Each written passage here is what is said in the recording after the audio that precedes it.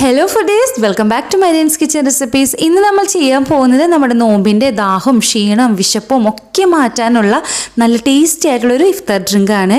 അതിന് വേണ്ടിയിട്ട് ഞാനിവിടെ 3 കപ്പ് പാല് തിളപ്പിക്കാനായിട്ട് വെച്ചിട്ടുണ്ട്. ഇത് തിളച്ചാൽ മാത്രം പോരാ, സിമ്മിലിട്ടിട്ട് നന്നായിട്ട് വേവിച്ചെടുക്കും കൂടി വേണം കേട്ടോ.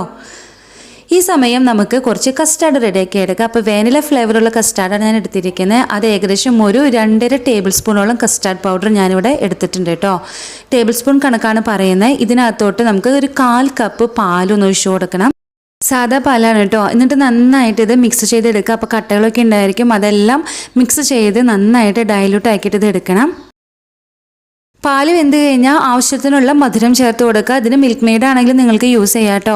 അത് നന്നായിട്ട് മിക്സ് ചെയ്ത് എടുത്തു കഴിഞ്ഞാൽ നമ്മൾ റെഡിയാക്കി വെച്ച കസ്റ്റാർഡിൻ്റെ കൂട്ടുണ്ടല്ലോ, അത് ഇതിനകത്തോട്ട് ചേർത്ത് കൊടുക്കാം. എന്നിട്ട് വളരെ തീ കുറച്ചിട്ടിട്ട്, അതായത് ലോ ഫ്ലെയിമിൽ ഇട്ട് കൊടുത്തിട്ട് ഇത് നന്നായിട്ട് കുറുക്കിയെടുക്കുക. അപ്പോൾ ഒരുപാട് കട്ടിയായി പോകണ്ട, ഒരു ഇച്ചിരിക്കോളം ലൂസായിട്ട് നിൽക്കുന്ന സമയത്ത് നമുക്ക് തീ ഓഫ് ചെയ്തിടാം. ഇനി ഇത് നന്നായിട്ട് തണുപ്പിച്ചെടുക്കുക. ഇത് നന്നായിട്ട് തണുത്ത് വന്നിട്ടുണ്ട്. അപ്പോൾ ചെറിയ ചെറിയ കട്ടകളൊക്കെ ഉണ്ടായിരിക്കും, അതൊന്നും പ്രോബ്ലം ഇല്ല കേട്ടോ. നമുക്ക് മിക്സിയുടെ ജാറിനകത്തിട്ട് അടിച്ചെടുക്കുമ്പോൾ ഇത് ശരിയാവും. ജ്യൂസ് അടിക്കുന്ന ജാറിൽ വേണം ഇത് അടിച്ചെടുക്കാനായിട്ട്. എൻ്റെ കംപ്ലയിൻ്റ് ആയതുകൊണ്ടാണ് ഞാനിപ്പോൾ ചെറുതിലിട്ട് അടിക്കുന്നത്. അപ്പോൾ നിങ്ങൾ ജ്യൂസ് അടിക്കുന്ന ജാറിൽ ഒഴിച്ചു കൊടുത്തിട്ട് ആവശ്യത്തിനുള്ള ഐസും കൂടി അതിനകത്തോട്ട് ഇട്ട് കൊടുത്തിട്ട് നന്നായിട്ടത് അടിച്ചെടുക്കുക. ഇതിവിടെ റെഡിയായി വന്നിട്ടുണ്ട്. അപ്പോൾ നമുക്ക് ഇച്ചിരിക്കോളം ലൂസിലായിരിക്കും ഇതിങ്ങനെ കിട്ടുക. ഇതിനകത്തോട്ട് നമുക്ക് വേണമെന്നുണ്ടെങ്കിൽ മാത്രം ചവ്വരി വേവിച്ചതോ അല്ലാന്നുണ്ടെങ്കിൽ സേമിയ വേവിച്ചതോ, പഞ്ചസാര ഇട്ടിട്ട് വേണം സേമിയ വേവിക്കാനായിട്ട്, നമുക്ക് ചേർത്ത് കൊടുക്കാം. അത് ഓപ്ഷണലാണ് കേട്ടോ. നിങ്ങൾക്ക് ഇഷ്ടമുണ്ടെന്നുണ്ടെങ്കിൽ മാത്രം നിങ്ങൾ ചേർത്ത് കൊടുത്താൽ മതി. ഇത് നന്നായിട്ട് മിക്സ് ചെയ്തെടുക്കുക.